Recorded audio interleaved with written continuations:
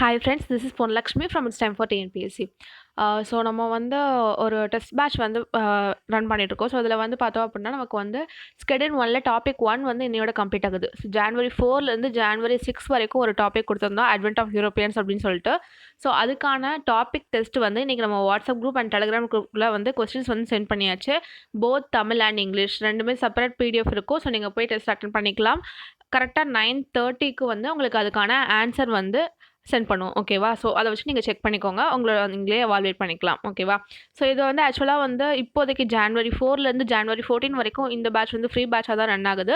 So நமக்கு வந்து WhatsApp குரூப்பில் வந்து மொத்தம் ஆல்ரெடி 1 and 2 வந்து ஃபில் ஆயிடுச்சு. ஸோ வாட்ஸ்அப் குரூப் 3 லிங்க் வந்து கிரியேட் பண்ணியிருப்போம். ஸோ நீங்கள் அதில் ஜாயின் பண்ணிக்கலாம்.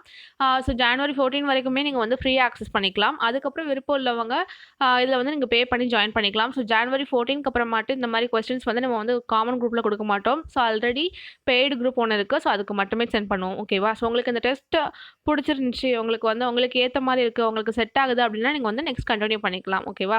ஸோ அது உங்கள் யூஸ் தான். ஸோ இதுக்கு மேலே இதை பற்றி ஏதாவது டவுட்ஸ் இருந்துச்சு அப்படின்னா நீங்கள் வந்து என்கிட்ட தனியாக காண்டாக்ட் பண்ணிக்கலாம். ஸோ அதுக்கான காண்டாக்ட் நம்பரும் கீழே இருக்கும், போய் செக் பண்ணிக்கோங்க. ஓகேவா?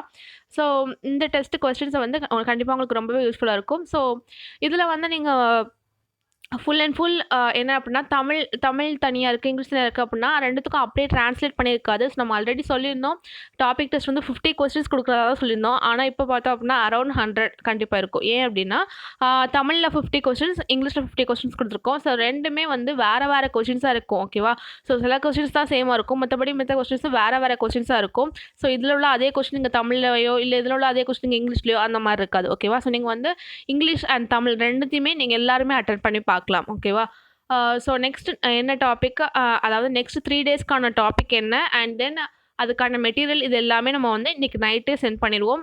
அது வந்து ஜான்வரி 7லேருந்து ஜான்வரி 9 வரைக்கும் அந்த டாபிக் படிக்க போகிறீங்க. அதுக்கான வீடியோ வந்து நான் நாளைக்கு மார்னிங் வந்து ப்ரொவைட் பண்ணுவேன்.